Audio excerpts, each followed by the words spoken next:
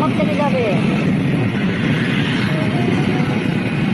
अरे पागली चुड़ैल है वे लोग। सड़की तो है बे। आगे थोड़ा चल चल चल।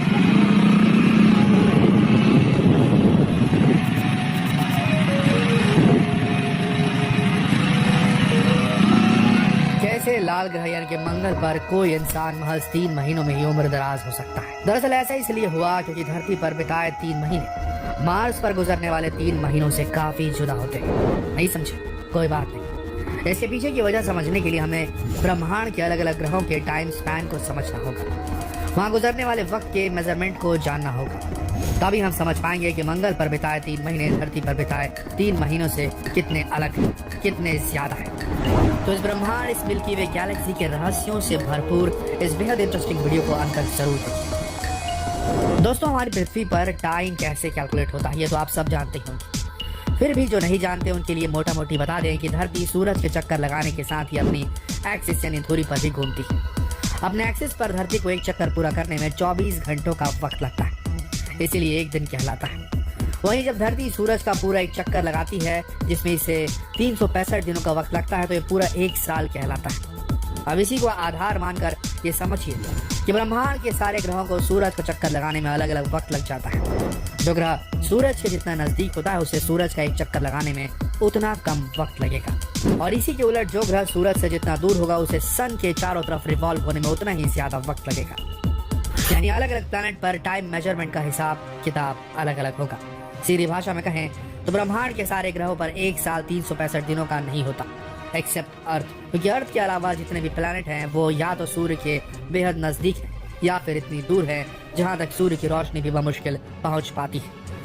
इसलिए समझना मुश्किल नहीं है कि जो ग्रह सूर्य के नजदीक हैं वो उतनी ही जल्दी सूर्य की एक परिक्रमा पूरी कर रहे हैं, और जो सूर्य से सबसे दूर है उसे उतना ही ज्यादा वक्त लगता है सूरज का एक चक्कर लगाने में। इसका सीधा और स्पष्ट मतलब ये है कि जो ग्रह सूर्य के सबसे नजदीक होगा वहाँ 1 साल सबसे कम समय का होगा, और जो प्लैनेट सूरज से सबसे दूर होगा वहाँ 1 साल सबसे लंबा बीतेगा। तो दोस्तों, ये तो था अलग अलग ग्रहों के टाइम स्पैन को समझने का बेसिक कॉन्सेप्ट।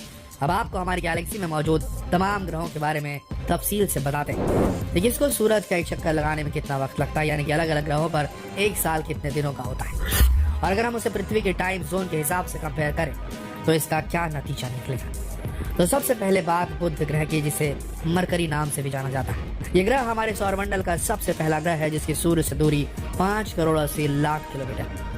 अगर ये दूरी आपको बहुत ज्यादा लग रही है तो थोड़ा सब्र रखिए, प्लूटो आने दीजिए, आपका मुंह खुला का खुला रह जाएगा। खैर, पहले बात बुध। क्योंकि ये ग्रह सूर्य के सबसे ज्यादा नजदीक है इसलिए इसे सूरज का एक चक्कर लगाने में महज 80 दिन का समय लगता है। यानी प्लैनेट मरकरी पर 1 साल में महज 80 दिन ही होते हैं।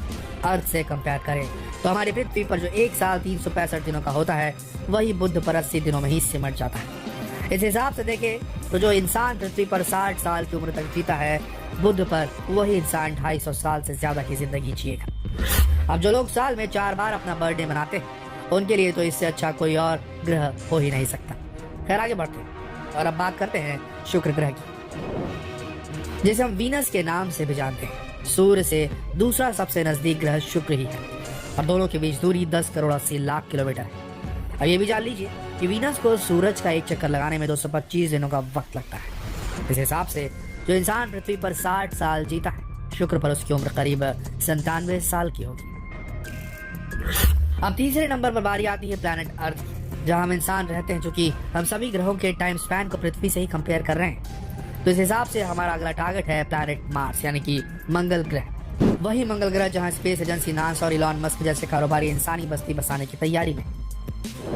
दोस्तों, हमारे पड़ोसी ग्रह मंगल की सूरज से दूरी 22 करोड़ 80 लाख किलोमीटर, और इस प्लैनेट को सूरज का एक चक्कर लगाने में 687 दिनों का वक्त लगता है। यानी मंगल पर साल में 687 दिन होते हैं। मतलब कि पृथ्वी पर 60 साल की उम्र तक जीवित रहने वाला इंसान मंगल पर 32 साल में ही बूढ़ा होकर मर जाएगा। कुछ समझे दोस्तों, क्यों मंगल पर लोग तुरंत ही बूढ़े हो जाएंगे? खैर, ये तो फिर भी बहुत ज्यादा है। अभी वैसे ग्रह की चर्चा बाकी है जहाँ आपकी उम्र सिर्फ 3 महीने में सिमट कर रह जाएगी। चलिए ब्रह्मांड के सफर पर आगे बढ़ते हैं और बात करते हैं 5वें ग्रह यानी बृहस्पति, जिसे दुनिया जुपिटर के नाम से भी जानती है। ये हमारी गैलेक्सी का सबसे बड़ा ग्रह है जिसकी सूरज से दूरी 77 करोड़ किलोमीटर से भी ज्यादा है। ये दूरी इतनी है कि आप जानकर हैरान रह जाएंगे कि जुपिटर को सूरज की एक परिक्रमा करने में करीब 4300 दिन का वक्त लगता है। यानी बृहस्पति पर एक साल लगभग 4300 दिनों का होता है। इस हिसाब से देखिए तो धरती पर 60 साल की उम्र तक जीने वाला आदमी जुपिटर पर 5 साल में अपनी पूरी जिंदगी जी लेगा। क्यों? झटका लग गया? अभी और शौक बाकी दोस्तों। अब बात सौरमंडल के सबसे खूबसूरत ग्रह शनि की यानी सैटर्न की, तो ये इसके इर्द गिर्द एक छल्ला बना है जो इसकी खूबसूरती को 4 चांद लगा देता है। इस ग्रह की सूर्य से दूरी तो आपको और भी ज्यादा हैरान कर देगी, क्योंकि ये दूरी 1 अरब 43 किलोमीटर।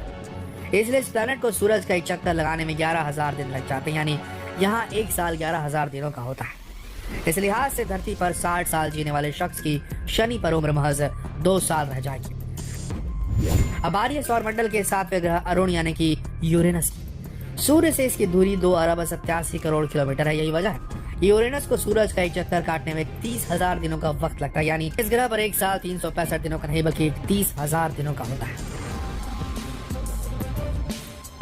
इस हिसाब से गुना भाग लगाएं तो धरती पर 60 साल जीने वाला आदमी यूरेनस पर महज 0.7 साल ही जी पाएगा। यानी गलती से मेरा जन्म पृथ्वी के बजाय यूरेनस पर होता तब तो भाई एक बर्थडे भी नहीं मना पाता। चलिए कारवां आगे बढ़ाते हैं और अब चलते हैं वरुण ग्रह पर यानी कि नेपच्यून पर, जो हमारे सौरमंडल का आखिरी ग्रह है।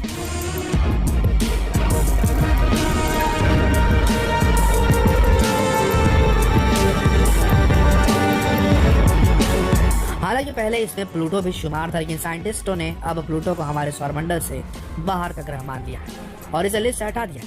अब आपको बता दें कि नेपच्यून की सूर्य से दूरी लगभग 4.5 अरब किलोमीटर। इस प्लैनेट को सूर्य का एक चक्कर लगाने में करीब 60,200 दिनों का वक्त लग जाता है। यानी हमारी गैलेक्सी के आखिरी ग्रह में एक साल 60,200 दिनों में पूरा होता है। इस हिसाब से जो इंसान पृथ्वी पर 60 साल तक जीता है वो नेपच्यून पर 0.3 साल ही जिंदा रहेगा, यानी कि सिर्फ 3 महीने।